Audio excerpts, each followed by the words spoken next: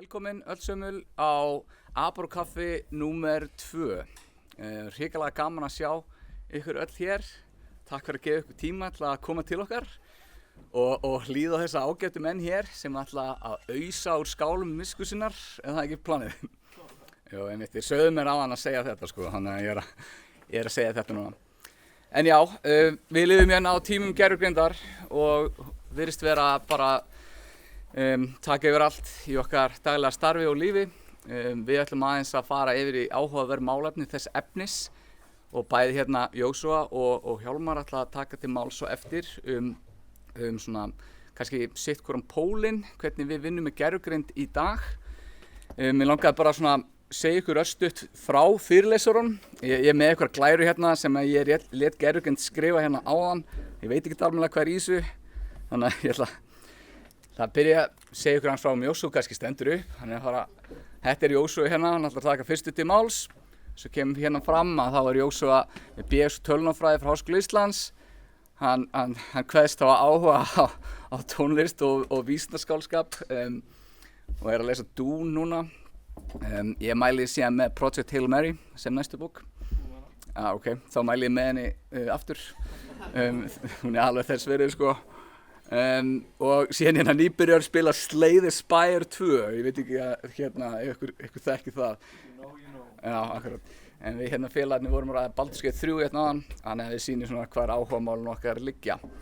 En við ætlum að fara örstutt yfir Claude með lærdómsferil. Það er svona, við ætlum síðan að fara að segja þetta með okkur, hvernig Claude-verkefni með innbyggðum lærdómsferil geta aðstoða okkur í forritum í dag. Ég ætla ekki að fara meir í efnistökin, Jósúa ætlar að taka það, sem verður bara mjög spennandi. En mér langar að fara yfir nokkur praktísk atriði áður en við hefjum leika. Eins og við sjáum hér nóg af bakkels á borðum. Þið bara endilega fáið ykkur sem mest, því að ef afgangarnir eru eftir þá endur þetta bara allt í okkur og við viljum það ekki. Síðan erum við með kaffi hérna og það eru klósett hérna fyrir innan. Veigrið ykkur ekkert við að standa upp í miðjum fyrirlestri ef eitthvað er ákallandi. Og það er alveg sjálfsagt í boði að spurja í miðjum fyrirlestri. En hugmyndin er sem svona að Jósúa ætlar að taka til máls, síðan kemur smá kaffipása þar sem þið getið staðið upp og fengið ykkur eitthvað af þeim veitingum sem eru í boði og spjallað og minglað. Tökum smá stopp þar og síðan tekur Hjálmar til máls eftir það. Við látum bara svona spurningarna koma eins og koma. Mér finnst það alveg make sense að taka smá spurningar eftir að Jósúa er búinn að klára, en við getum líka bara gert það í lokinni ef við viljum summarize þetta allt saman það sem fram hefur komið. En þetta á að vera bara dálítið svona lifandi og skemmtilegt. Hvet ykkur aftur hérna, já. Það er bara að benda á það heyrist kannski ekki frábærlega hérna fyrir aftan, þannig að það má alveg færa stólana hérna nær. Við reynum að tala eins hátt og skýrt og við getum. Einmitt. Endilega látið vita ef að það heyrist ekki nógu vel. Andri er náttúrulega að passa upp á það, eða ekki? Já, akkurat. Þú ert fínn. Ok, ég vona bara að þetta sé allt nokkulega skýrt. Það eru sæti hérna fremst fyrir ykkur sem vilja vera hérna nær dýrðinni. Mér fannst þetta mjög fyndið sko. En allavega, ná langar maður bara að bjóða þig velkomin til leiks og ef við gefa Jósúa hérna gott klapp.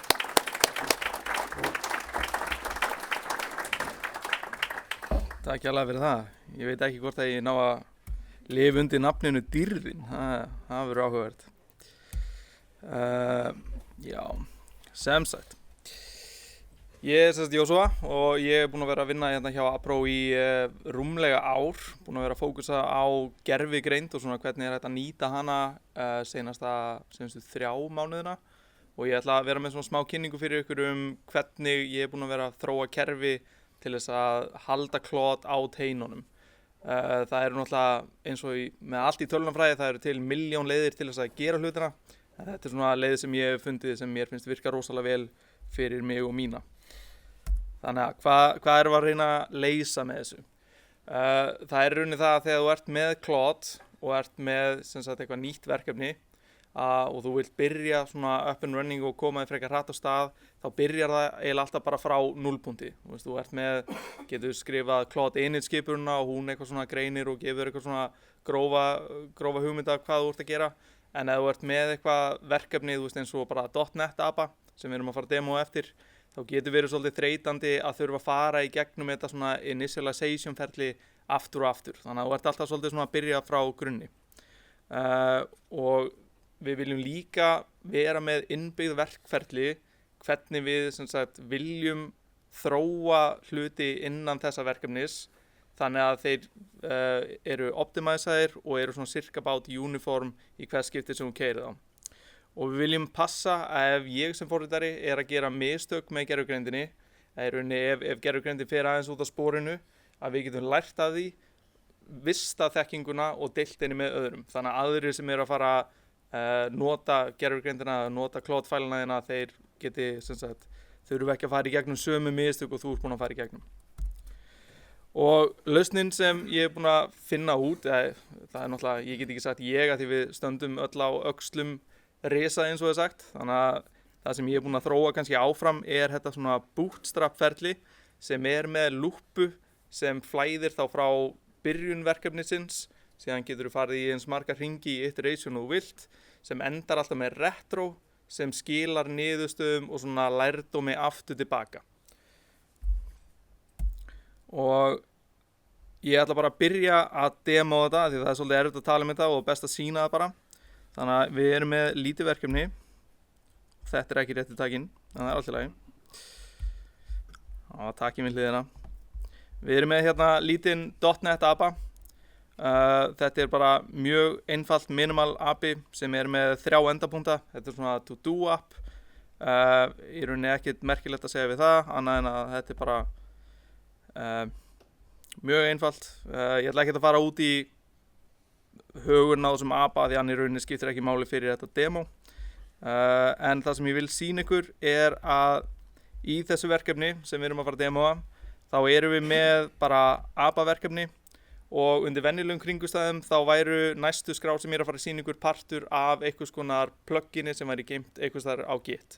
Þannig að þetta er demo, við erum að einfalda þetta, þá er ég búinn að taka fælana niður á lokalvélina. Og þar erum við sem sagt með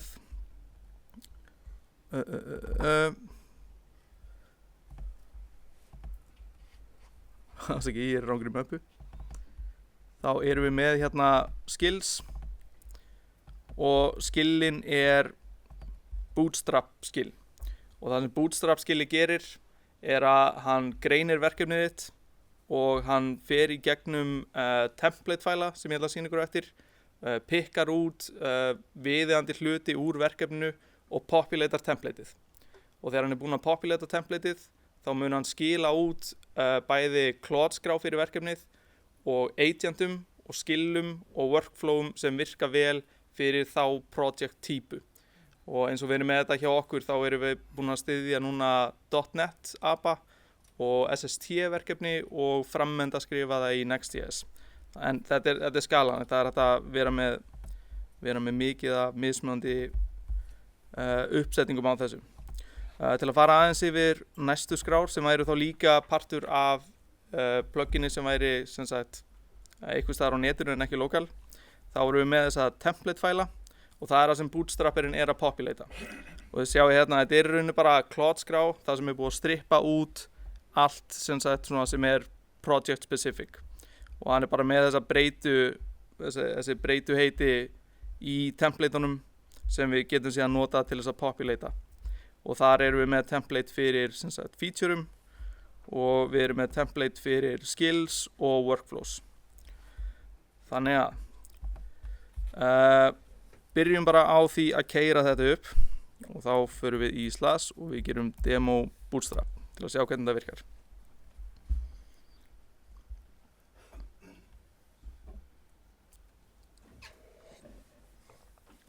Og ég var búinn að fórna einni gate í morgun, þannig að demoguðirnir ætti að vera með mér í liði, en við sjáum alltaf til.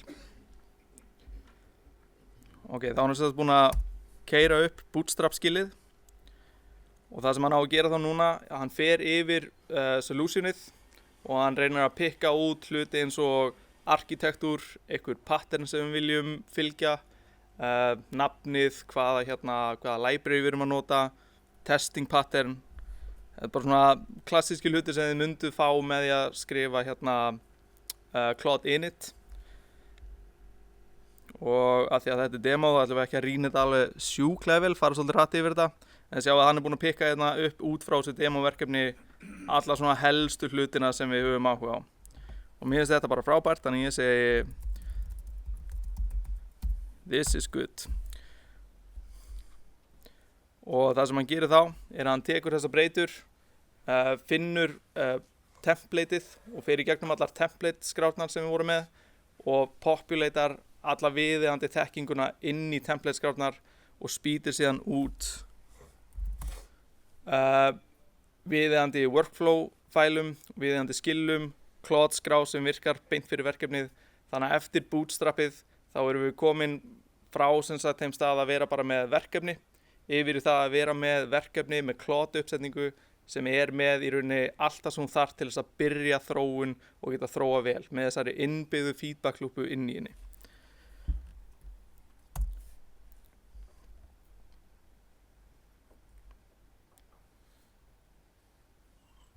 Og síðan náttúrulega fullkominn tími fyrir alla forritar að ná sér í kaffi á meðan Claude er að hugsa. Kaffineysla mín er búin að aukast gífurlega seinustu mánuði. Síðan svo gaman að því þetta er allt svona non-deterministic þá getur aldrei spáð fyrir hvaða demóið tekur langa tíma. Þegar ég gerði það í gær þá gekk það alveg frekar hratt sko, en síðan veit maður aldrei. En ég kannski bara nýti tækifærið og sýni ykkur betur template-fæluna sem við erum að vinna með. Já. Já, ég get gert það. Er það betra? Og sjá að við erum að fara að vera með workflow sem er með nokkuð stage og hér erum við með skref sem er að kalla í aðra agenta þar sem við erum að delegata mismunandi módelum fyrir mismunandi skref. Við fer betur yfir þetta á eftir og síðan krúnudjásnið, það er þetta retro hérna. Hann er ennþá að skrifa. Það er bara geggjað og getum við haldið áfram að sýna hvað við erum að fara að vinna með hérna. Tökum smá demo á þessum apa til að sýna að hann virkar eins og skildi.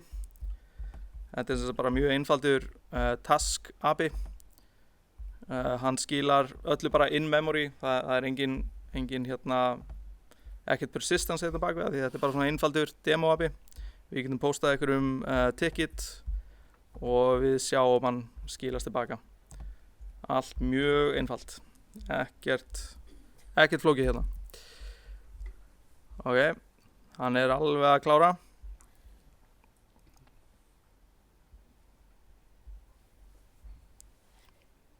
Yes, geggjað.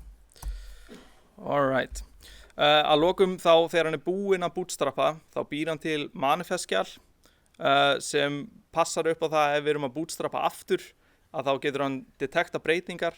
Þannig að ef þú bootstrappa verkefni sem er búið að bootstrappa þá tekur hann bara diffið eða bootstrappar frá grunni ef það er ekki komin eitt inn á það.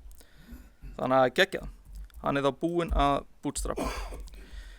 Og það sem við sjáum þá er að inn í verkefnið þá er hann búinn að fylla út í allar öll templatein og við erum komin með virkandi útgáfu sem virkar inn í Claude sem er með öllum þessum ferlum. Við erum með agenta sem virkar bara out of the box, við erum með skills og við erum með retro og við erum með vinnuflæði.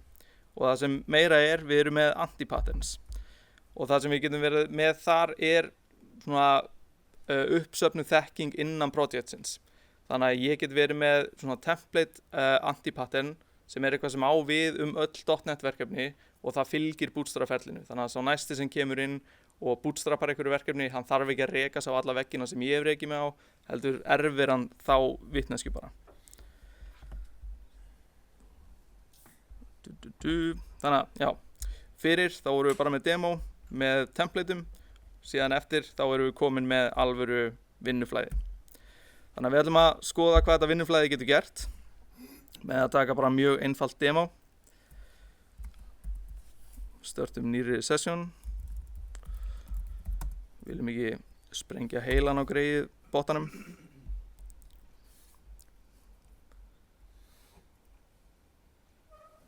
Alright, og ég vil fá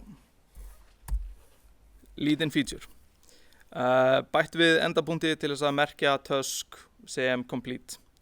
Bara einföld patch aðgerð sem toglar einhverju einu boolean. Sérst alveg nóg vel á skjáin. Það sagði ekki neitt, þannig ég gískaði já. Cool. Þá fer hann sérst í gegnum vinnuflæðið.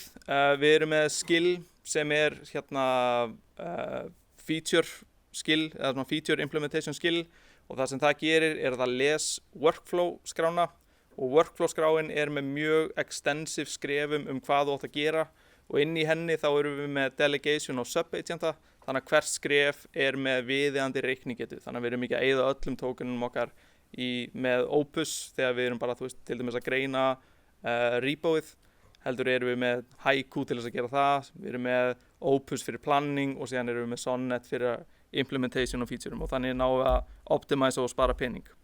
Allt sem innbyggt bara út frá Bootstrap-ferlinu. Þannig að næsti forritari þarf ekki að vera að pæla í þessu, hann getur bara svona svolítið byrjað að vinna strax. Ok, hann gerir það sem við erum öll farin að þekkja mjög vel, og ástæðan af hverju við elskum Claude svona mikið. Hann bara vissi hvað hann átti að gera, hann bjó til plan, hann spawnar subagentum sem útfæra planið og sparar okkur hellinga tíma og pening. Það að segja, ef þú notar ekki Opus í allt, þá sparar hann mjög mikið pening. Ok, mér sýnist hann hafa klárað og demoguðirnir eru svo sannlega með mér í liði. Hann búinn að gera hérna nýja þjónustu til þess að uppfæra, og þetta nýr endapunktur patch complete geggjað. Ok, prófum hérna snöggast. Og þú sjá, þá þurfum við að búa til nýjan ticket af því að hann eittist út þegar ég stoppaði þjónustuna. Þannig að við erum með demo 1. Hann false, við ætlum að merkja hann sem complete. Geggjað, það virkaði. Og þá var hann false og núna true. Geggjað, allir sáttir. Nema hvað, síðan kalla ég aftur og hann svarar bara aftur 200 ok, sem alveg allt í lagi.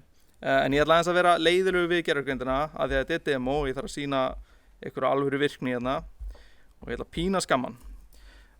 This is great, but I want explicit idempotency, erfitt orð, management, so throw an error for 409 conflict when patching an already patched object. Og þess að í vinnu lúppunni sem við erum búin að búa til, þá erum við með þessi skref að þú planar, þú implementar, og implementationið, það fer í gegnum nokkra lúppur, það sem þú ert að testa og builda og passa allt sé eins og þú vilt að það sé, og síðan stoppar hann áður en hann pushar á mannlega skrefinu, og þá get ég farið yfir kóðan, sagt honum hvað hann á að gera betur, og ég get hent honum aftur tilbaka í implementation og planning skrefið, og láta hann iterata aftur og aftur og aftur. Geggjað, hann virðist hafa klárað þetta, þannig að núna ætti ég að fá hérna, ég þarf náttúrulega að kveikja þjónustunni fyrst, það mjög mikilvægt skref. Ok, komin upp, og við postum, glæsilegt, og síðan pötsum við hann, og pötsum hann aftur, og við fáum konflikt. Geggjað. Ok, þannig að þetta var vinnuflæðisparturinn, og vanlega ef þetta væri ekki demo þá væri núna tími til þess að pússa þessu upp og fá það í review hjá restin af teiminu, en við ætlum að sleppa því, þannig að við ætlum að segja við hann this is great for now, but don't push anything because this is a demo. Let's go to the retro phase.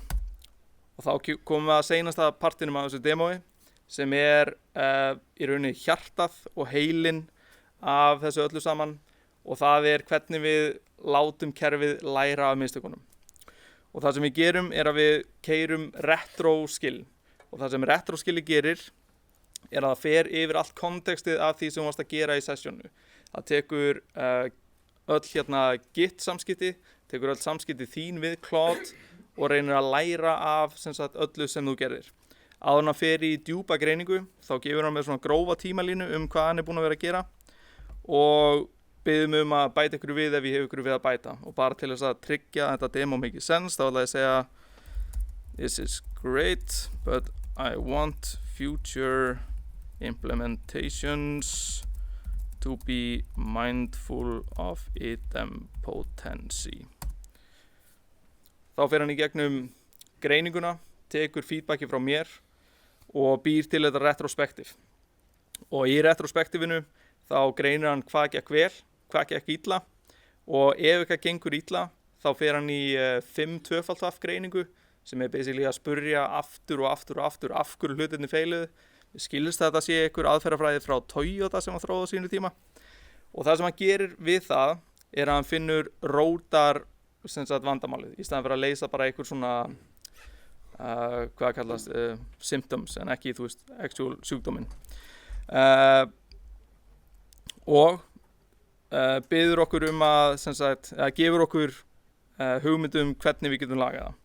Og það sem hann mælir með hérna að uppfæra antipatternið til þess að passa upp á það þegar við erum að patsa að vera alltaf meðvituð idempotency. Og mér finnst þetta bara geggjuð hugmynd, þannig að ég segi já, endilega útfæra þetta og meðan hann að vinna í því þá ætla ég bara að sé aðeins skýra hérna, ætla ég bara state öllum þessum breytingum sem hann búinn að gera. Þannig að hann fer þá í það að uppfæra local skjölin, local Claude uppsetninguna sem þá Claude MD skráin, það getur verið antipattern skráin sem ég með. Ef ég búinn að gera einhverjar breytingar á verkferlum þá fer hann yfir í að breyta verkferlunum til þess að þeir passi upp á að þeir séu eftir nýjustu upplýsingum. En það sem hann gerir síðan, og það svona pínu rúsinn í pulsendanum, að hann fer yfir í template skrárnar og hann uppfærir þær líka. Þannig að ef það eitthvað sem á við allt en ekki bara verkefni mitt, þá tekur hann þá þekkingu og uppfærir templateið. Sem því að sá næsti sem kemur á eftir mér, hvort sem það ég eða einhver annar í teiminu mínu, fer inn í eitthvað nýtt verkefni og bootstrapar nýju verkefni, þá tekur hann alla þekkinguna og allt sem ég búinn að reka mig á og setur það bara strax upp í bootstrap-ferlinu. Sem því að þá þarf ekki að reka það á sömu veggina aftur og aftur og aftur. Teimi getur deilt þekkingu og við getum passað að kerfið læri eftir því sem þú þróar. Og hérna sjáum við að hann búinn að taka templateið og hann búinn að bæta við convention. Þetta reynda mjög þröngt en hérna bæta hann við idempotency. Hann verður að passa upp á idempotency. Og uppfærið sömuleiðis sama skjal locally, sem sagt fyrir mína bara svona local reynslu. Þannig að snúum okkur aftur á glærunum. Við vorum búin að sjá implementationi, það með þessum 3 fösum. Síðan erum við með retroið. Það fyrir gegnum þessi skref að taka kontekstið, hvað var það sem við vorum að gera og reyna að distilla eitthvað konar lærdóm út úr því. Ef lærdómurinn eitthvað sem almennur en ekki bara fyrir verkefnið, þá bæði uppfærir hann template skrárnar sem virka þá fyrir næsta sem að bootstrappa og fyrir mig í mínu current sessioni. Þannig að já, það segir hérna 2 mínútur bootstrap. Það getur tekið lengri tíma. Ég lét Claude gera glærurnar, full disclosure. En ég hef gert þetta með samtalið stóru monorepo og þú nærð yfirleitt að klára bootstrappið á innan við einu sessioni. Fyrir náttúrulega auðvitað eftir því hvað eru að gera. En þetta mjög öflugt tól til þess að geta komist up and running í nýju verkefni á mjög skömmum tíma. Síðan færðu innbyggt þessi flæði, þar sem þú ert með vinnuflæði frá A til Ö, þar sem þú getur byrjað bara að þróa og ert alveg öruggur á því að ef það eitthvað sem kemur upp, eitthvað bobb í bátinn, að þá lendur ekki á því aftur og að aðrir teymismeðlimir lendi heldur ekki í því. Síðan hérna, já, ef þið eru með einhverjar spurningar, endilega skjótið þeim inn, en annars þetta demo á Apro síðunni okkar inn á Git, ef þið viljið kíkja eitthvað betur inn á það.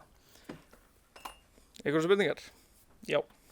Hvernig uppdateru templateið? Það annað Git repo og hann gerir pull-requesti samt eða líka? Já, það annað Git repo. Allavega eins og við höfum verið að gera það. Þannig að tengir segir þá þínum Claude hvað það á tölvunni þinni? Já, ég var bara með það, þú veist, það bara í hliðarmöppu við hliðina og ég held því uppfærið bara í gegnum Twitter, skapið Já. template. En þú veist, það er örugglega til milljón aðra leiðir til þess að gera það. Þetta var bara svona quick and easy leið. Einhverjar fleiri spurningar? Já. Já, þetta er áhugaverð leið að ég er að spá sko því þetta er essentially autoprompting. Hafið þið, að því ég er svolítið rekið mig á leiðindi með að láta málíkunin vera að prompta sjálfsveg. Hafið ekkert rekist á neitt svoleiðis með þetta? Ekki ennþá, en það er náttúrulega því að þetta er pínu innbyggt í, þú veist, ferlið að alltaf áður en þú committar einhverju þá er þetta mannlega ferli.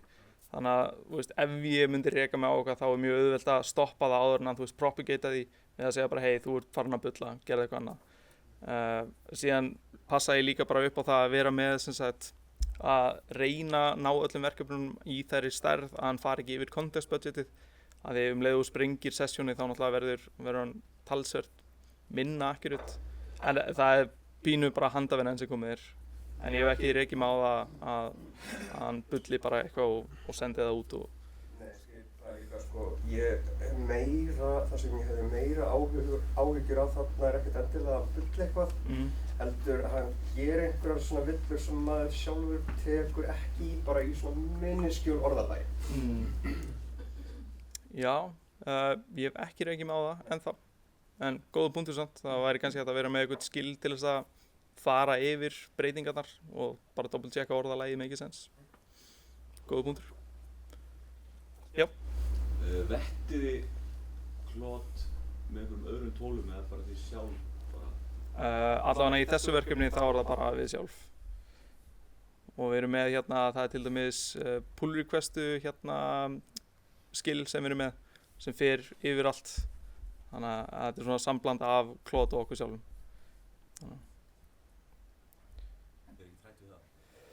Sko, ef þú að ræsa annan instans með kannski öðru konteksti, þá ertu komið með svona óháðari reviewer sem er svona pælingi með skills. En ertu hugsa að láta, þú veist, Codex eða eitthvað svoleiðis fara yfir það sem Claude er að gera eða? Já, einhver önnur tól, þú veist, misjöfnu og gefa svo út fyrir Já, 100%. Fær svona sambærilega virkni með að vera með annan instans af Claude sem er með annað instruction set. Þetta er bara svo, þú veist, sexy eitthvað, þú veist að, hei, ég fara yfir þetta fyrir og ég gerir svona. Já, það væri mjög hægt, þú veist, ég veit nákvæmlega undir sem þetta lýsa. Mér finnst svona meiri líkur að þetta sé svona, ég var að segja, og ánægt með sjálft sig. Já, for lack of a better word. Ef þetta er innan sama kontekst, ef þetta er innan saman instans, þá er það bara, já, ég veit alveg hverju, en síðan ef þú gjör annan instans af þessu með öðru prompti, öðru konteksti, þá svona, og aftur, ég get ekki svara, bara almennt svara, þetta er ekki kannski 100% rétt alltaf, því þetta er allt non-deterministic, en þá ertu að koma með óháðari reviewer. En ef maður vill eitthvað svona, þú veist, meira óhæði, þá skilja alveg pælingarnar að fara yfir í annað tól, en það er eiginlega mínum að þetta er svona jafngilt eins og fara yfir annan kontekst. Þú er kannski, þú veist, í lengri tíma sem það tekur. Já. Því minna, eða þú veist, í minni verður þolinmæðin til þess að reviewa, skilur, að þetta fyrir að virka. Já, blessað, bara svo við hinn. En það er náttúrulega líka svo hægt að byggja upp bara agent sem er sérhæfður í þessu þar sem þú þrengir skópið hjá honum þegar þú ert búinn að customiza agentinn fyrir þetta skill og segja honum að hann sé sérfræðingur þessu, að þá er hann að nálgast þetta frá annarri átt heldur en þegar hann er opnari, sko. Því að það hjálpar alltaf, ef þú ert með eitthvað alveg sérhæft task í boði, að vera með agent sérhæfðan í því, sko. Því að þá líka einmitt getur komið inn í öðru kontekst og það að hann er með fókus á það að vera með þessa nálgun á þetta, sko. Þú varst að spyrja? Já, mér langaði líka bara að benda á að við erum ekkert skárið, við þurfum líka review. Þetta eru kerfi sem mjög svipað í þeim málum. En mér langaði líka að spyrja, þetta verður svolítið svona kerfi sem verður að bæta við þekkingu. Ertu aktíft að huga því að taka þekkingunni burtu líka, sýttir þetta mótið breytast og vilja ekki fá, þú veist, upplýsingar sem eru mögulega líka heftandi?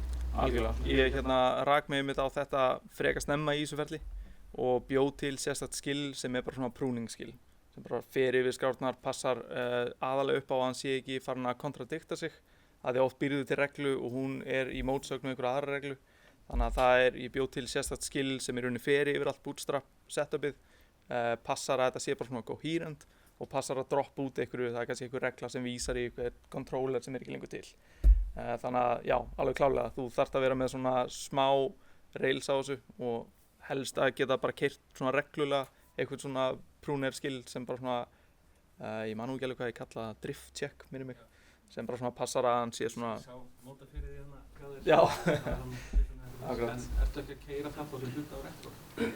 Nei, en það mjög góð pæling sko. Ég reyndi að hafa retro aðeins minna upp á það því að oft þegar þú ert með stóran feature og keyrir síðan retro beint í framhaldi þá getur það farið í svolítið mikið kontekst því það er svolítið mikið sem man þarf að, þú veist, analysa og greina og vera með vitneskju af, þú veist, ég veit ekki, einu, kannski 2 sessjónum með featureum stór.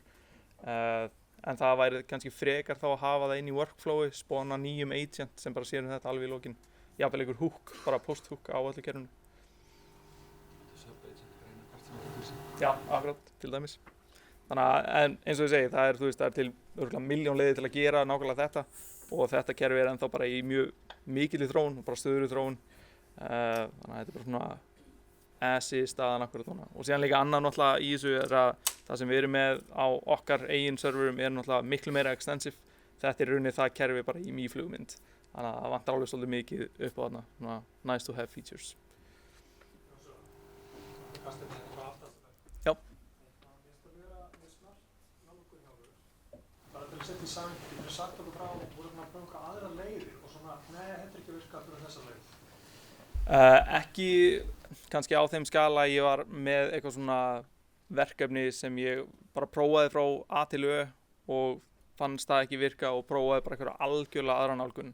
Það meira það að þú veist, þetta kerfi byrjaði sem bara það að ég fór á fyrirlestur hjá Localhost, ég veit ekki hvort einhver var á þeim fyrirlestri og þar var verið að tala um þetta retroferli og þú veist, þetta kerfi byrjaði bara þar að vera með kerfi sem bjóð til feature og var síðan með retro og mér fannst það alveg brilliant og síðan bara bættist alltaf meira og meira við þar til að endaði í því að við vorum komið með þetta kerfi en ég hef alveg eins og ég var að benda á áðan að það þú veist, ég lenti alveg á svona veggjum með kerfið eins og skalanleika, upprunalega það var til dæmis anti-patterns bara alltaf inn í klóðskráni en það var allt og stórt, allt og fljótt og þá var náttúrulega dælinn alveg hellinga kontesti sem að þarf ekkert í öllum tilfellum þannig að ég búinn að gera kerfið meira modular en nei, ég held að einfalda svarið er nei þetta basically byrjaði þarna og ók síðan yfir í þetta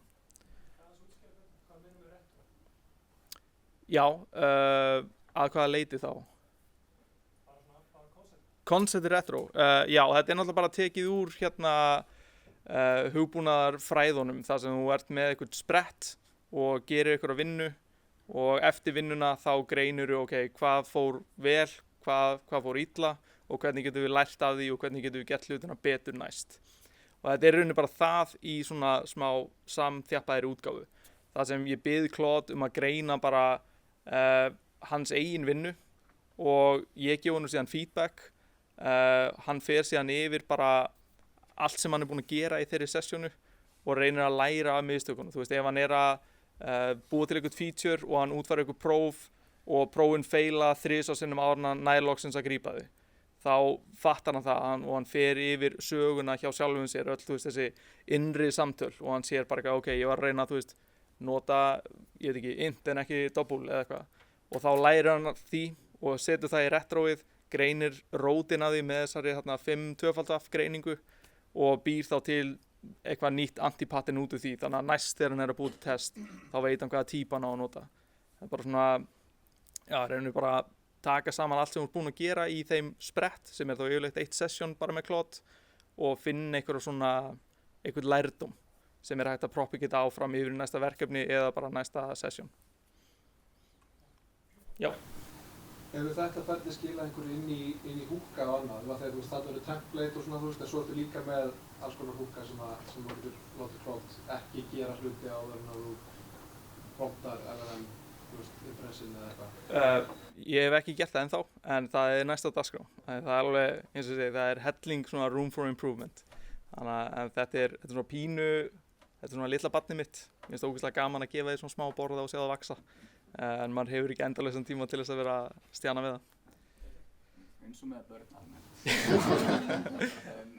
En ég ætla þess að grípa inn í núna, það er ótrúlega óviðandi brandara, en hérna hefur við ekki takk smá kaffi, tekið ykkur að borða. Við tökum aftur spurningum í lokin og hérna endilega bara komið og spyrjið Jósu að, ekki leifa hann og passa på. Hérna, við gefum gott samt fyrir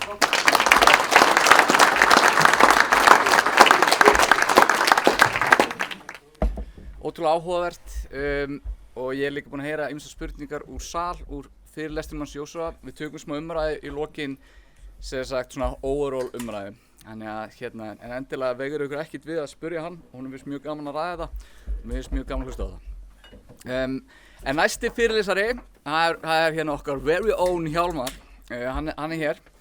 En við endilega svona, gefa hann gott svona, geggjaði gaur. Bara stuttum hann, 46 ára teymisleiðtogi með full stack forritari, tölunarfræðing frá HR 2013, margmiðlunarfræðingur Iðnskólanum, en búinn að vinna hérna hjá Program sem hérna kemur síðan undir samsteypuna síðar meir hjá Apró frá 2013.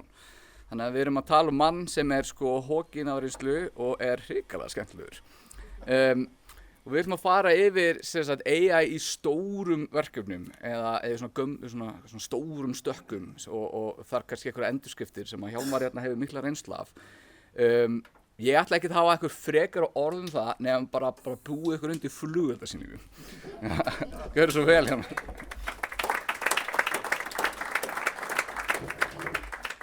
Maður fær nú bara að kvíða kannski að standa undir þessu, sko. Þannig að við... Hvaða sessónu varstu með þetta? Fyrsti glugginn var að fara á fullscreen. Já, byrjuðum að sjá. Bara kaffigörinn hérna. Já, hérna. Nei, betur þetta. Já, þú ert með... Yes, auðvitað. Þarna er að tala saman. Heyrðu, ég átti engar geitur til þess að fórna, þannig ég ætla bara að vera með glærur. Þannig að hérna, rennum hérna aðeins yfir. Það sem að ég hérna er að fókusa á er sem sagt þegar við erum með legacy kóða og hvernig við getum nýtt gervigreind þar. Það er að verða gríðarleg tækifæri þar sem við erum farin að sjá að ávinningurinn er farin að vera það mikill að við getum farið að taka og fókusa á að endurskrifa hérna legacy verkefni sem maður hefði kannski annars beðið með aðeins lengur. Ég ætla líka aðeins rétt í lokin að taka örstutt hérna umræðu hérna að innleiða líka gervigreindina þegar þú ert að koma inn í verkefni sem þú ert búin að vera með í gangi lengi. Þau eru ekki endilega legacy verkefni en þú ert kannski ekki búin að hagnýta hana í einhverju verkefni frá upphafi, þannig að þau eru ert að koma inn hérna í miðjukafi. Þannig að til að byrja með þá erum við bara að fara yfir hvað ég er að ræðum. Hérna ég ætla að fara yfir hérna mitt svona atriði sem að ítókur út í að endurskrifa. Ég ætla að ræða tilraunaverkefni sem við tókum þar sem að við vorum einmitt að taka svona stikkpröfu á legacy verkefni hérna þar sem við útlutuðum okkur tímaramma og hérna mátum svo í framhaldinu hvað yrði flókið að taka allt kerfið í heild í gegn. Ég ætla að fara svo yfir hérna nálgunina, sem sagt hérna hvernig við nálguðumst þessa endurskrift, verkfæri, ég ætla líka sem er svona stærsti parturinn í þessu sem ég held að þessi gagnlegastur við hlesta hér er lærdómurinn og svo að fara yfir sem sagt einmitt ávinning af notkun gervigreindar og svo hérna sem sagt í þessu tilfelli og svo hérna einmitt eins og ég nefndi áðan innleiðinguna á hérna í rótgrónu verkefni. Hér eru svona hérna punktar sem að hérna koma oft upp hérna í eldri verkefnum að hérna þú lendir alltaf í því að það sé ekki lengur öryggisuppfærslu fyrir einhverja komponenta eða þá hreinlega bara umhverfið sem þú ert að nota. Þar komnar upp öryggisholur, erfitt að uppfylla nýjar öryggiskröfur eða reglur. Við erum að fá inn eins og GDPR eða það er verið að breyta stöðlum og alls konar svona og ef að hérna gamall kóð er mjög ósveigjanlegur þá getum við þurft að fara að skoða það að endurskrifa. Það líka sem er alltaf í auknum mæli að gerast að þó að gervigreindin sé að hjálpa okkur aðeins þar, að það séu þá fáir forritarar sem eru með þekkingu í því forritumáli eða frameworki sem er verið að nota, og svo náttúrulega að rekstrakostnaður er oft hár á gömlu kerfum, því að ef þau eru svona óþægilega flókin, að þá ertu óþægilega lengi að vinna að endurbótum í þeim. Svo er það þegar hugbúnaðurinn treystir á úreldan vélbúnað eða stýrikerfi, þetta er líka atriði. Ný kerfi get ekki talað við gamla kerfið, og svo oft getur þetta verið valdandi því að það sé erfitt að innleiða continuous integration og deployment, því að til dæmis eins og þið kannist ef að þið hafi komin nálægt eins og tökum bara full.NET framework að þurfa að fara containervæða það er ekki næst sko. Þannig að það eru svona atriði sem geta komið upp. Svo er það stundum sem að kerfi bara skalast illa, það er allt í einu komið miklu meiri notkun á þetta og þetta er ekki að standa undir þeirri notkun, og svo oft erfitt að skýja væða. Tilraunaverkefni sem ég ætla að segja frá var þegar við tókum þennan gamla webforms afgreiðsluvef og við timeboxuðum 400 tíma þar sem við vorum að taka teymi sem hafði ekki verið að glíma við svona verkefni áður, og koma þeim hratt á stað, því að það er held ég bara ekki margar betri leiðir til þess að læra hratt heldur en að henda mönnum út í svona tilraunaverkefni. Þá læra menn gríðarlega hratt og finna leiðirnar. Við fengum 400 klukkustundir það bil, og svo 80 tímar af því var í rannsóknarvinnu þar sem að teymismeðlimir voru bara að koma sér inn í stakkin sem við þurftum að nota. Við byrjuðum á því að umfangsmeta allt bara eins og við erum að fara að gera þetta í höndunum, en svo tókum við eftir að við vorum búin að vera að vinna 300 tíma með aðstoð gervigreindarinn og farin að sjá mjög vel hvernig hún vinnur og hverju hún var að skila, að þá mátum við hvernig við ályktuðum að restin af vinnunum myndi fara með aðstoð gervigreindar, og fundum þannig út ágóðan sem við varum að fá með þessu, sem ég ætla að fara aðeins betur yfir og eftir. Nálgunin sem við tókum á þessu var það að við vorum með þennan webformsvef, og þá er við vildum sveigjanleika í framöndanum, þannig að við vildum hafa hann í React, en notuðum áfram .NET Core í bakenda til þess að lágmarka transitioni. Það minnkar náttúrulega umtalsvert flækjustigið að halda sig svona eins natíft og þau getur. Verkfærin sem við vorum að nota í þessu, við erum að nota LiteLLM, og það er náttúrulega mjög gott upp á það að gera að bæði að fylgjast með tokennotkun, og svo er það náttúrulega frábært að vera bara með einn APA-key sem þú þarft að hafa ágjör að þú þarft að svissa á milli módela, þá þarft ekki að vera stöðugt að skipta á milli, þannig að það er hagræði því. Það er líka þægilegt að þú ert að setja upp, þú vilt kannski setja upp einhver hámörk í hvað þú ert að nýta tókena eða tíðni fyrirspurna. Þannig að þá getur þú líka tryggt að því að þú ert kannski mjög oft að vinna með gervigreindina, þá setur eitthvað á stað og hún er svolítið tíma að malla. Og þá vilt þú tryggja ef þú ert komin í að skoða eitthvað allt annað, að hún sé ekki búin að mála sig út í horn og sé að sprengja einhvern tókenum úr hjá þér, því að þá er hún bara að skapa þér kostnað sem að þú vilt gjarna losna við. Þannig að það er mjög sniðugt að hafa þetta. Svo er það náttúrulega, við völdum að nota Claude Code, við höfðum notað áður OpenAI lausnir, en það slæðir meira einhvern veginn forritara hjarta í Claude, þannig að við fórum þangað og vorum að nota Opus, Sonnet og Haiku.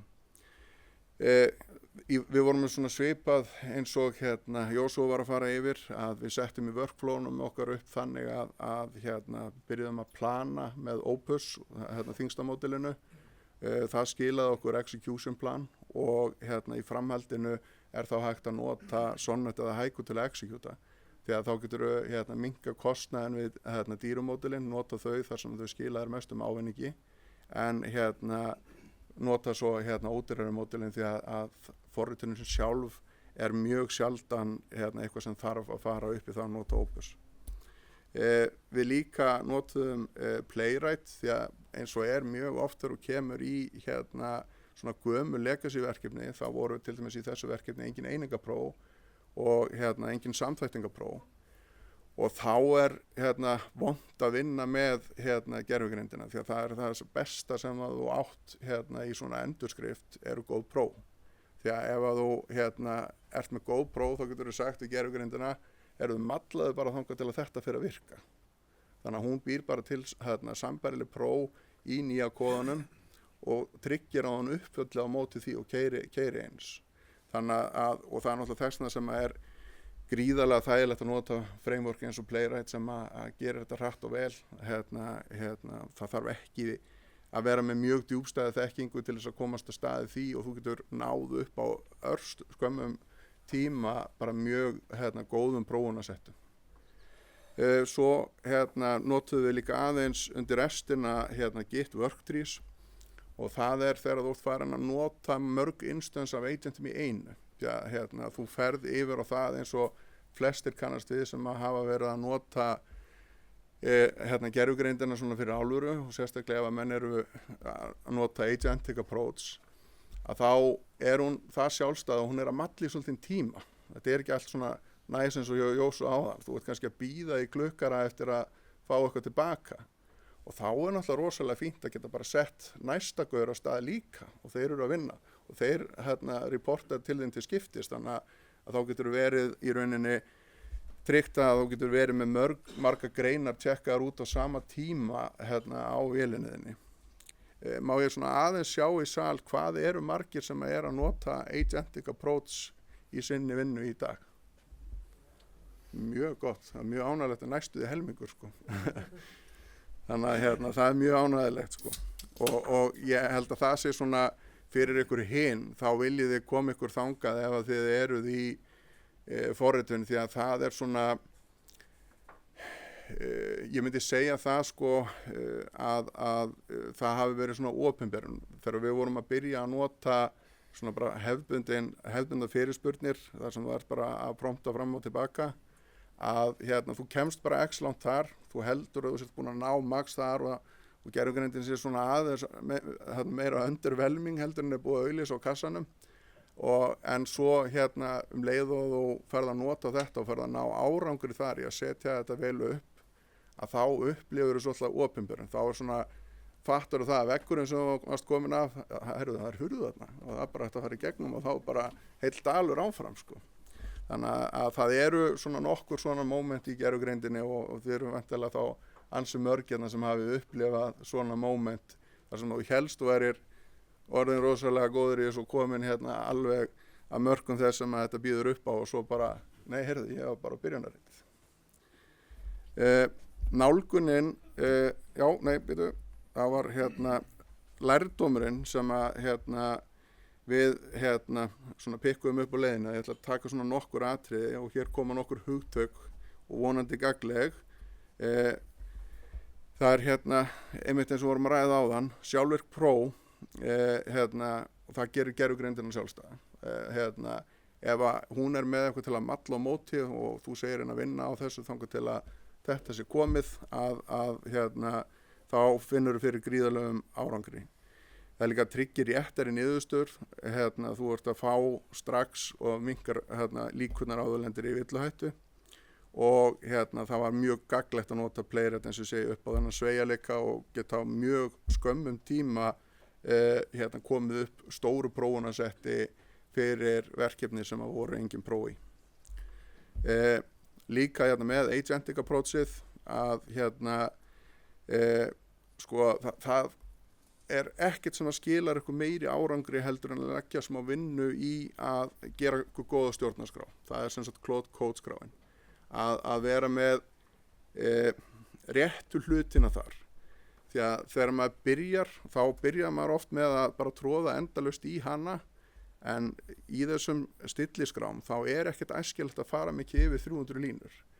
Því að eins og þið hafið sennilega flest lent í að gervigreindin sýnir það ekkert rosalega vel þegar þú ert búin að fylla kontekstið hún bara klippir aftan á og fer að bulla. Þú tekur bara eftir, þú gafst alveg rosalega greinagóða lýsingu en farið bara eitthvað rusl tilbaka.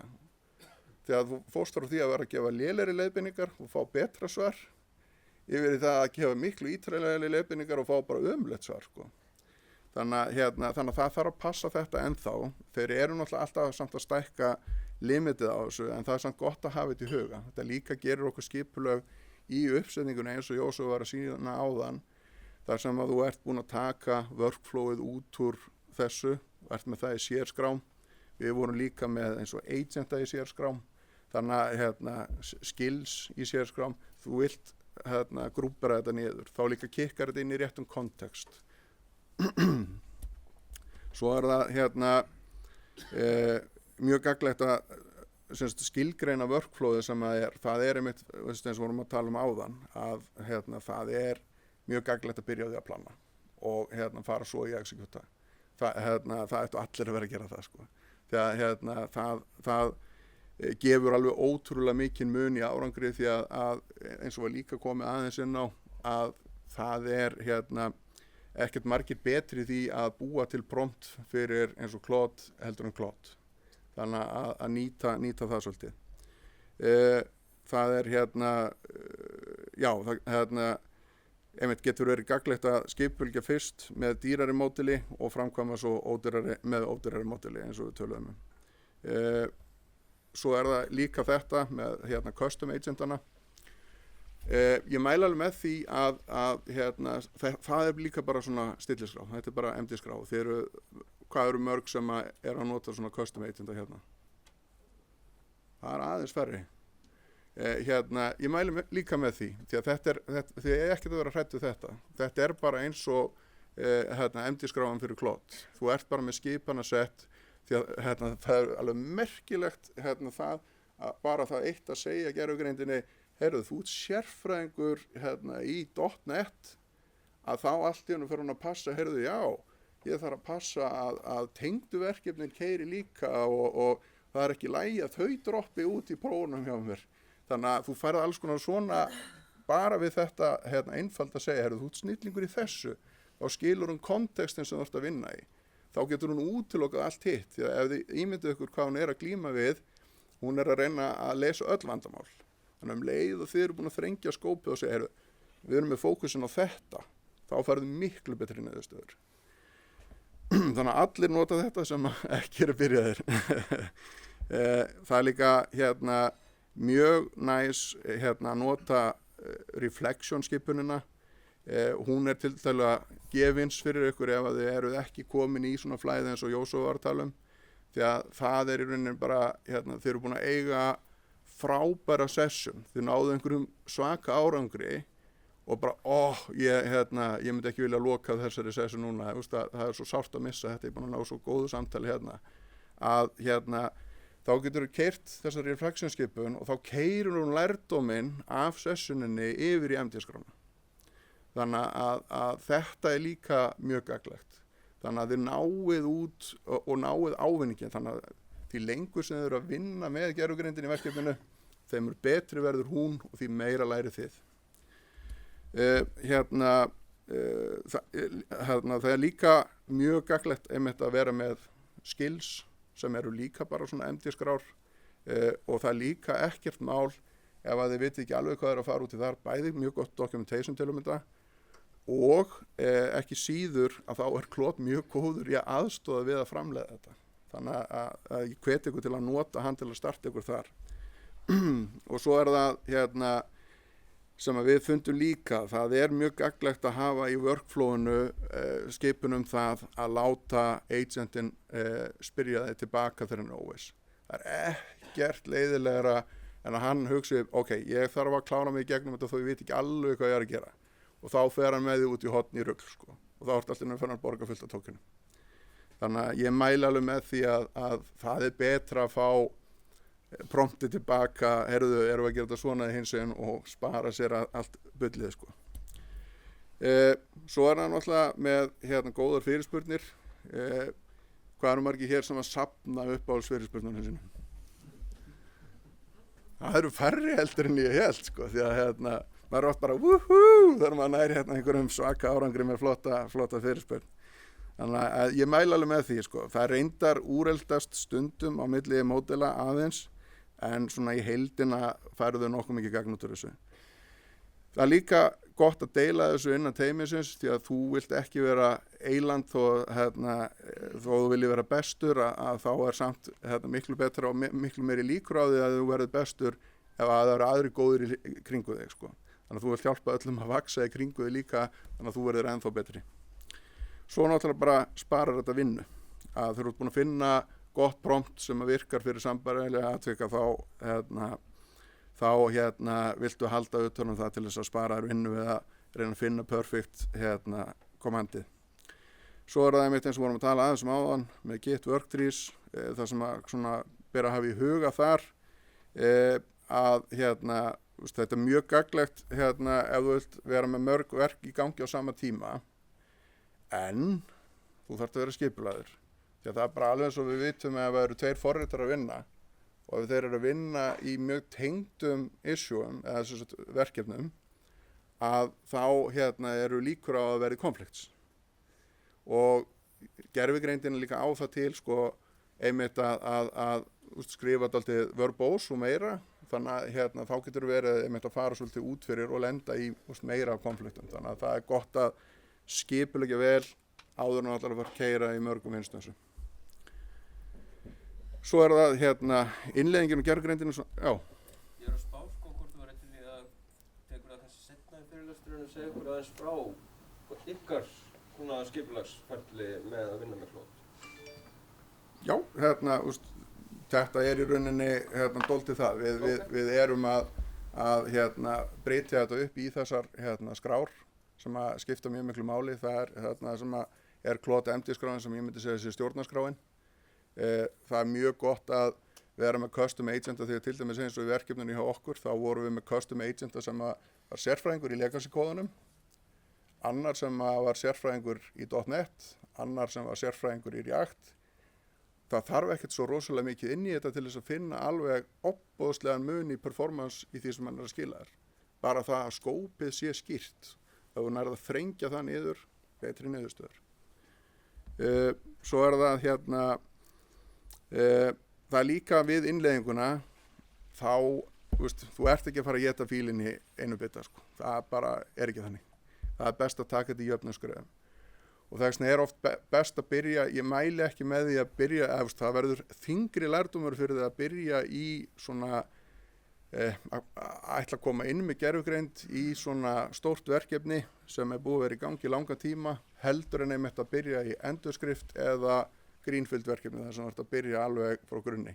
Því að ef þú ert að byrja í slíkum verkefnum þá bæði nærða að byggja upp þessar lærdómskrár sem er alltaf að þéttast í yfir tíman og þannig að þú gerir það í jöfnum skrefum og lærir líka í jöfnum skrefum. En ef þú kemur inn í þessi stóru tilbúnu verkefni þar sem þú þarft til að leysa öll vandamálin í einu og þú ætlar að byrja með þetta alla leið, að það er ekki æskilegt. Það er þá betra að skipuleggja bara, hvar ætlum við að byrja? Hvað er missionið hjá henni fyrst? Svo þegar þú ert búin að ná því, hvað ætlum við að taka fyrir næst? Þannig að og svo er það náttúrulega líka mjög gott þó að þú getur, spurningi sér. Ég var bara að spá, er það eitthvað að skópa meira innan, þú segir þú ert sérfræðingur í React. Innan þess er það svo skópa annan sem þú ert sérfræðingur í prófunum í React. Já.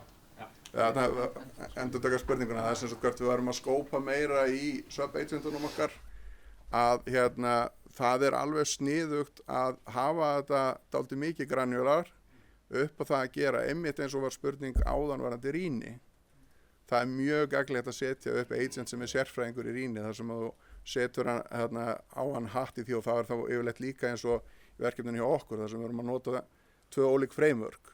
Að þá viltu vera með rýnisérfræðing í þessu frameworki og rýnisérfræðing í hinu. Þannig að skópið er alltaf bara hugsun það, sko, þú ert að minnka vandamálasettið sem þú ert að segja gervigreindin að hún þurfa að leysa. Hún er ekki að þurfa að gera ráð fyrir því að þú sért að skipuleggja matarinkaupin eða eitthvað svoleiðis, hún veit hvað þú ert að spá. og það náttúrulega gerir það að kontekstin sem eru að vinna í verður miklu skýrari. Og svo náttúrulega áfram varðandi það að gera þetta í jöfnum ítrunum, að sko þetta fyrir okkur mannfólki, það er alveg hægt og það er meira þess að alveg rök sem að hníga að því að ef þú ætlar að fara alla leiði og svo búin að ná miklum árangri og ert farin að nota Hive til þess að leysa vandamálinu þar sem þetta eru svona klöstur af agent að koma saman og redda þessu, að þá og ætla bara að taka allan fílinn í einu, að ef að þú ætlar að konfirma og fara yfir að þetta sé ekki að gera einhvern óskunda, að ég myndi ekki vilja vera sá sem ætti að rýna það sko. Þannig að það er oft betra ef við erum ennþá með þessa ferla þar sem við viljum fá þessa mannlegu rýni. Spurningu sal. Hvað gerir ráð fyrir að þú sérst að rýna hluti lengi viðbót? Hvað gerir ég ráð fyrir að ég sé að rýna hluti lengi viðbót? Út af gervigreindinni. Sko, það hjálpar tvímælalaust. Ég byrjaði á því að nota gervigreindina til þess að grípa svona það helsta. Og svo fer ég og er þá yfirleitt með, sérstaklega ef ég er í verkefni sem er opið ekki mikla kröfur á, þá er ég kannski með stækkunarglerið á þeim stöðum sem að geta helst verið öryggishólur á. En hins vegar, ef ég er í mjög kræfandi verkefni þar sem eru mikla kröfur öryggi og réttleika, sérstaklega ef það er eitthvað bundið í lög, að þá þurfum við bara að taka þann slag sko. Svo er það ef við höldum áfram einmitt þetta eins og við ræddum á, gervigreindin getur málað út í horn. Þannig að ef þú ert komið með fullt af agentum þá eru meiri líkur á þú missir af því. En það er alveg gott að stoppa hann af þegar hann er komin út í horn. Því að hann er bara að fara að eyða peningum hjá þér þegar hann er komin í það. Hann kannski mallar sig í gegnum það og kemur svo á endanum á rétt path, en það verður mjög dýr braut. Þannig að ég mæli með því að stoppa af í því. Þess vegna er það líka mjög gott að taka inn extension sem að bjóður upp að fá notification í stýrikerfi sem að þú ert að nota, þannig að bæði þegar hann er að koma með spurningar að það kom eitthvað ping, ok, ég þarf að sinna þessu, og þú ert vanlega að gera eitthvað allt annað með hann sko. Eða þá að svona fylgjast með þessu, þetta er búið að vera grunnsælega lengi í gangi, kíkja þess á því að hann skilar þér tilbaka hvað hann er að gera og þú sér þetta er eitthvað bull, ok, nei, við þurfum að stoppa þetta. Svo er það verkefni sem við vorum í. Við tókum með inn í þetta, sem sagt í matinu, tíma sem við eittum með rannsóknarvinnu, þá vorum við, ávinningurinn sem við fengum voru þetta voru 54% í rauninni sparnaður, sem sagt það er tími sem við þurftum þá ekki eða við vorum þá 46% af tímanum sem við hefðum verið að gera þetta í höndunum. En ef við tökum rannsóknarvinnuna út, sem þú ert komið með þjálfunina og ert farin að þurfa að rannsaka minna, að þá sjáum við að við fórum upp í 61% og það þýðir að þarna erum við komin í það að vera 39% minni tíma og ég held að þetta geti alveg farið upp talsvert í viðbót hjá okkur sko. Og þetta var líka teymi sem við vorum að þjálfa upp í þessu í fyrsta skipti og þeir lærðu alveg eins og hetjur og það var mjög góð rannsóknir og þeir bættu fullt inn í ferla mjög hratt, þannig að þetta getur alveg gerst mjög hratt ef þú fær tækifæri í svona alvöru verkefnum sko. Þetta er svo bara stuttvarandi innleiðinguna á gervigreind í rótgrónu verkefnum. Það tekur tíma eins og vorum að tala um áðan að fá full afköst í þessu, ekki þetta allan fílinn sko. Stilliskrárnar eru ekki að byggjast upp jafnt og þétt, þannig að það er meiri krafa á svona aga og að brjóta niður hvað ætlar að taka á hverjum tíma. Það er líka æskilegt að þú tiltækir því að þú ert þá búin að vera að kóða í slatta tíma, þú ert að nota einhver hönnunarmynstur, það er einhver stíl sem er komin upp, þið þurfum að tjá gervigreindinni það, þannig að hún kom ekki inn með eitthvað allt annað, alveg out of left field, þannig að verði ekki ósamræmi í kóðanum ykkar. Og aftur bara gott að byrja smátt og svo já, gervigreindin getur gert mistök og hún gerir það, þannig að við þurfum að lesa yfir. Við getum ekki alveg tekið þessu blindni þó við séum komið með verkfæri sem hjálpa okkur í því og við getum látið hana hjálpa okkur við að rýna sig, þá er ennþá þörf á því að double-checka. Og svo það að sko í byrjun þá mæli ég líka með því, við höfum gert þetta líka mjög mikið ef við erum að taka hann inn í verkefni að og byrjar á því að láta hann að fara yfir verkefni. Og það líka mjög hjálpilegt því hún kemur oft með athugasemdir núverandi kóða. Herðu, þú segir að þetta sé þetta pattern, hér eitthvað sem passar ekki við það. Eða herðu, hér eitthvað sem þú vilt kannski skoða, þetta meikar ekki sens. Eða þá ef þú ert komin í gagnalaga að herðu, hér tækifæri til að besta fyrirspurn, þetta ábyggilega svolítið dýrt hjá þér. Þannig að það alveg gott gervigreindin sniðið í þessu líka. Svo vil ég þakka sérstaklega teymi Jötna sem vann í þessu sérverkefni sem við vorum að fara í gegnum. Nefna þá Geir, Hlyn, Sigurð og Serri. Þeir eiga heilmikið af efni í þessu því að þeir byggja upp þennan lærdóm sem við vorum að fara yfir. Annars mínu máli lokið. Einhverjar spurningar?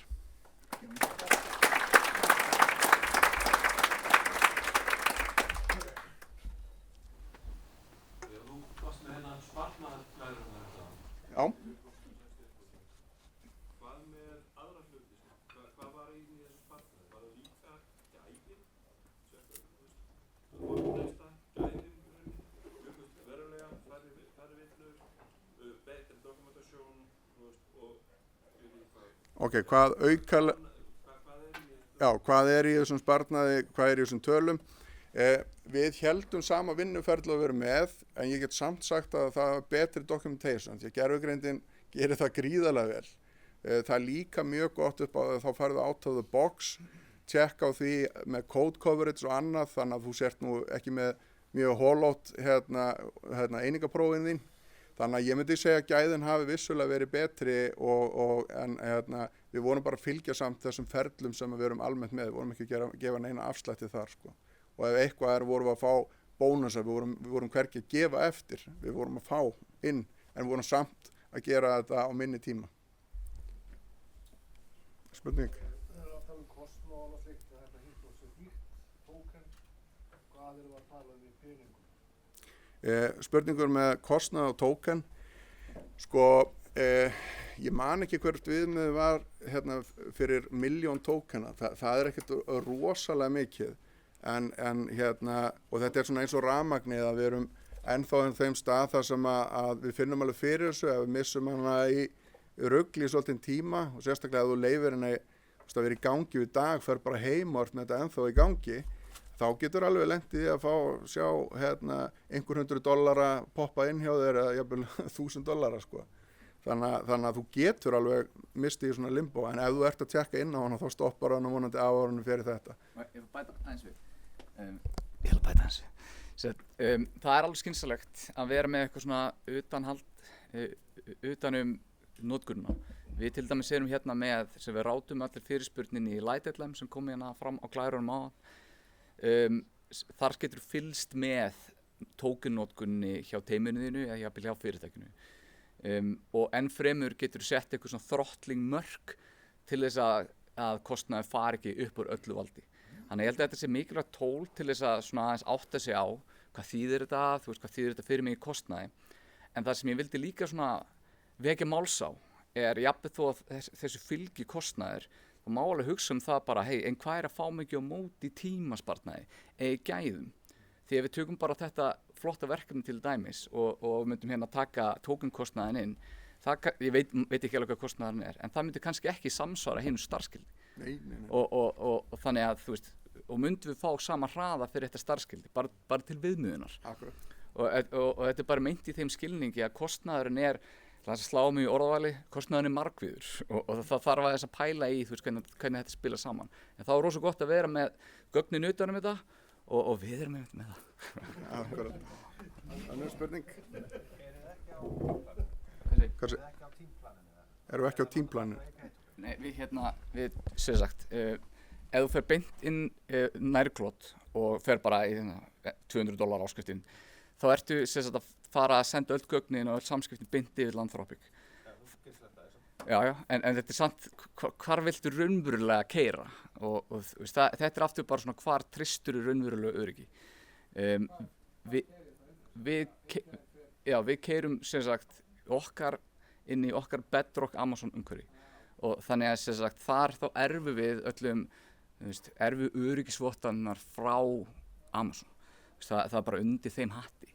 En þetta kannski svona aðeins dýpur umræða og við getum tekið það bara aðeins út fyrir svega. Okay. Öryggismaður hana, ég ætla ekki að leyfa hann að jarða mig hérna. Ein spurning, ég veit hvað. Mér langar að spyrja, þú talaðir prófanir, það er oft sem að legacy-kóði getur rosalega vel prófaraður í einkaprófunum, integration-prófunum, nefndu það. Þú talaðir þetta er með end-to-end test-frame-testbörn. Getur þú sagt mér aðeins meira, notuðu þið eitthvað gerðgreind eða skoða nota gerðgreind í að búa til einingapróf að bæta við? Já, spurningin var á þá leið að út af við vorum með end-to-end test í gegnum Playwright, hvert að við notuðum gervigreindina við að gera einingapróf, svari já, klárlega, því að þú færð það eiginlega bara úr kassanum sko. Og það er það sem þú græðir sko, með að setja upp þessi hröðu end-to-end test sem þú getur bara klikkað í gegnum á yngri stundu og er komið með endalaust af prófunatilfellum og svo bara losar þið við þetta rusl þegar það er búið því að þú ert komið með svo flott einingapróf. Af því end-to-end testin eru oft meira flengi? Já. Fleiri spurningar?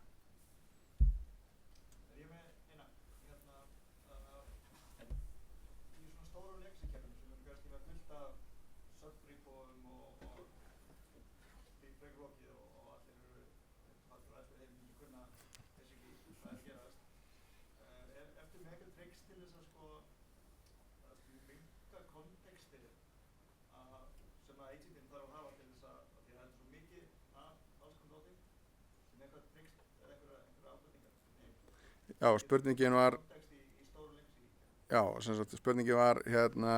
í stórum legacy-kerfum sem eru með tengingar út allt og jafnvel mörg repo að hvert að við séum með einhver tricks til þess að halda utan kontextin. Það er einmitt sko þessir agentar.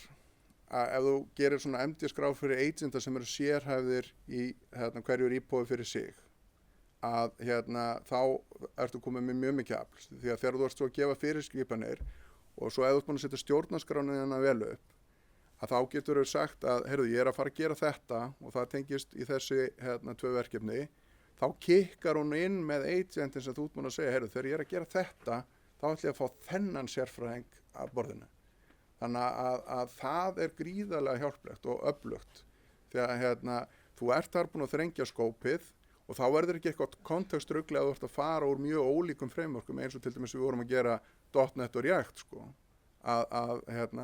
Það er bara ekkert rosalega mikið sameiginlegt þarna á milli og það var mjög gagnlegt að vera með agenta bara með skýr fyrirmæli þar þannig að það var ekkert mál að hoppa á milli, það var ekkert að trufla okkur og eins og ég segi, fengum fullt af benefits bara þetta litla dæmi sem við uppgötuðum það bara með að segja við Claude, heyrðu þú ert sérfræðingur í þessu þá er hann bara ógeðslega góður í því bara miklu betri heldur en ef hann heldur hann segja að þú þurfa að leysa allt í heiminum þá er hann að segja hann svona cirka hvað hann er að fara að leysa þá er hann bara miklu betri í því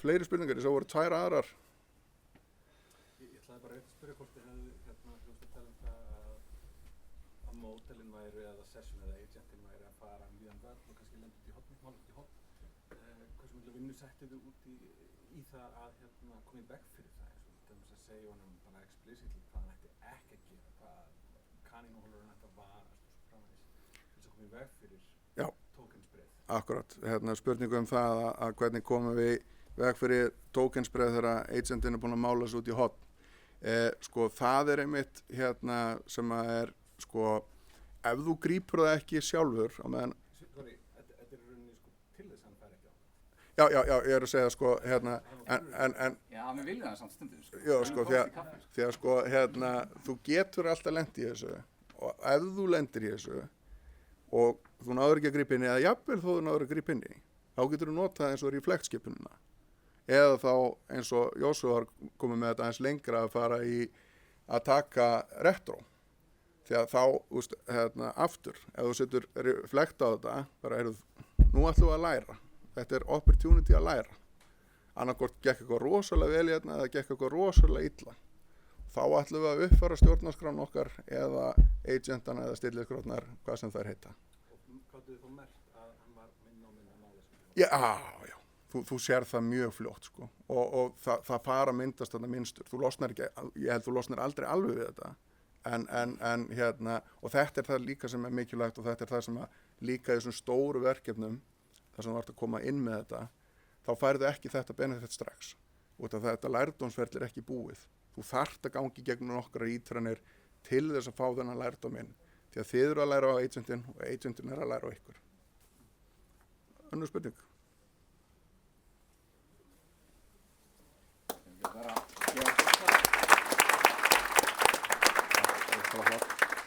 Ótrúlega flotti fyrirlesar og skemmtilegar umræður. Mér langar bara í lokin svona smá refleksjón frá mér það sem fram hefur hér komið. Bara benda á glærurnar eru opnar. Gittrýbúðið sem að Jósúa var að sýna ykkur á er líka opið. Það svona okkar leið til að gefa tilbaka því að við viljum bara taka þátt í þessar ótrúlega skemmtilegu umræðu gervigreind í rekstri fyrirtækja og bara í lífi okkar sem einstaklingar. Mér langaði að nefna eitt bara fyrir ykkur sem að fara af stað með gervigreinda þróun hjá ykkar teimum að þið getið aldrei hugsað eins og aðferðafræðina íbúið sem að eða bootstrap aðferðafræðina sem Jósúa að tala það þurfi ekki allir í teiminu að vera með það core competency. Þetta er svona ágætis hliðstæða við Terraform skriftur. Það þurfi ekki allir að vera DevOpsarar en það geta allir í teiminu notið góðs af því. Ég vona að það mér langar að benda sérstaklega á það að þau getur farið á stað og það þurfi ekki allir að vera þarna. Alveg eins og maður að ná sér í ykkur repo og maður þarf ekki alveg að vera ok, ég veit alla detaila í þessu repo. Bara benda á þetta. Ég geti þá að nota þessa aðferðafræði til þess að koma svo hraðar á stað og þess að detailin sé líka ekki allir fyrir. Þannig að það sem ég tók dálítið frá þessu bara mér langar að fara að prófa meira og ég var að prófa meira núna, bara leið á því en svona að lokum bara ótrúlega gaman að sjá okkur öll og við finnst mjög þakklátt fyrir að þið gefið ykkur tíma til að koma hingað og eða þessari morgunstund með okkur með góðu kaffi allan nógu súkkulaði. Við erum síðan með podcast í loftinu með þessum ágætu 2 herramönnum sem að fara aðeins yfir þetta samtal og ýmislegt annað skemmtilegt. Ég lofa hreinni skemmtun í þeirri podcasti. Þessi fundaröð heldur áfram, þannig að stay tuned. Það er nóga skemmtilegum hlutum áfram og nóga kaffibúði. Takk fyrir okkur.